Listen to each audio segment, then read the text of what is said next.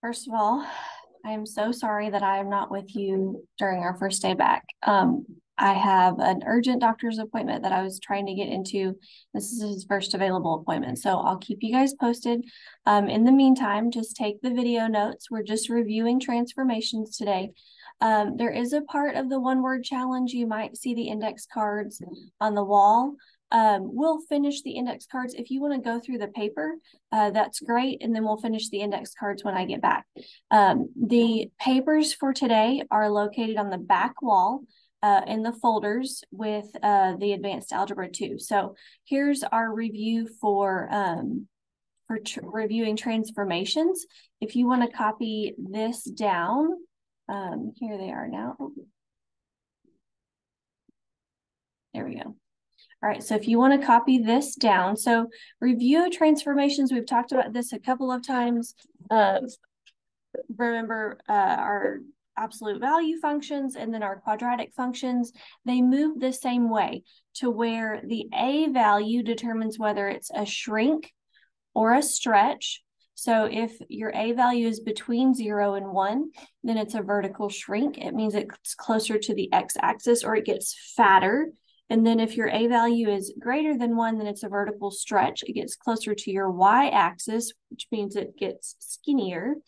And if A is negative, it flips over the x-axis, right? So it's a reflection over the x-axis. Your H value determines your shift left or right. So remember, if H is greater than 0, it's your opposite sign. So it's only opposite sign when it's in the parentheses.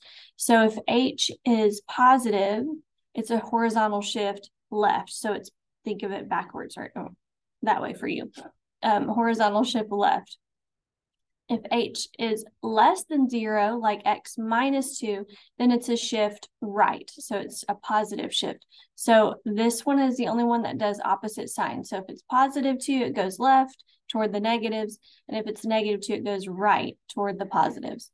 So hint, it's the opposite direction of sign.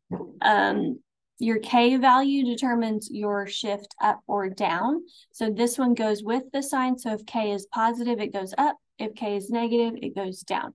So that one's the only one that goes with the sign. So here's how you'll see it in your practice for today. Let me get my pen. So here's our first example, and you can go ahead and label these example. If you didn't get the notes fully, go back, pause the video, and then go from there. So let's say that we have a point 2, 4, and it's under the transformation y equals f of x plus 1. So I'm going to go back in my brain and think about, okay, well, what is that affecting? If it's in the parentheses, it's going to look like this, right? So if it's in the parentheses, it's affecting the h value. And remember, hk would be your point or your vertex. So if it's affecting the h value, it's affecting the x, right?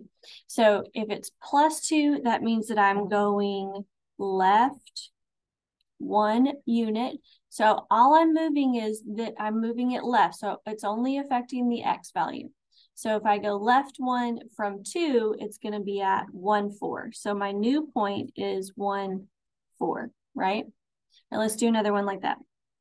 If we have y equals, same point, 2, 4, and y equals f of x minus 2. So again, it's in the parentheses, so it's affecting the h value. It's going to move it left or right. If it's minus, it's moving it toward the positive, so it's moving right.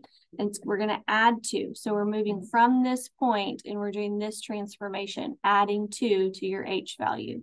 So it's going to be 4, 4. All right. All right, next example. If we have the point 3, negative 7, and let's say that I have y equals f of x minus 1. So I'm going to go back to my transformation formula and think, okay, it's outside the parentheses and it's in this location, so it's affecting my k value. So going back to hk, it's affecting my k value, so therefore it's affecting this negative 7. So it goes with the sign. I'm moving it down 1. So from 3, negative 7, and I move down 1, I'm now at 3, negative 8. Okay. All right. Next example, y equals f of x plus 2. Same thing, it's affecting my K value, except now I'm moving up 2. So from -7 up 2, it's going to be 3, -5, right? So I'm just doing that -7 plus 2. Okay. All right. Now for the tricky questions, if I have the point 6, 3 under the transformation of y equals 2 f of x, so think 2 f of x, I'm affecting my a value, right? So 2 means that I am going to stretch it, I'm going to vertically stretch it. It's going to get closer to the y-axis. But what value does it affect? Does it affect your x value or does it affect your y value? And let me give you a hint, and this is how I remember it. If it's inside the parentheses, it affects the x value.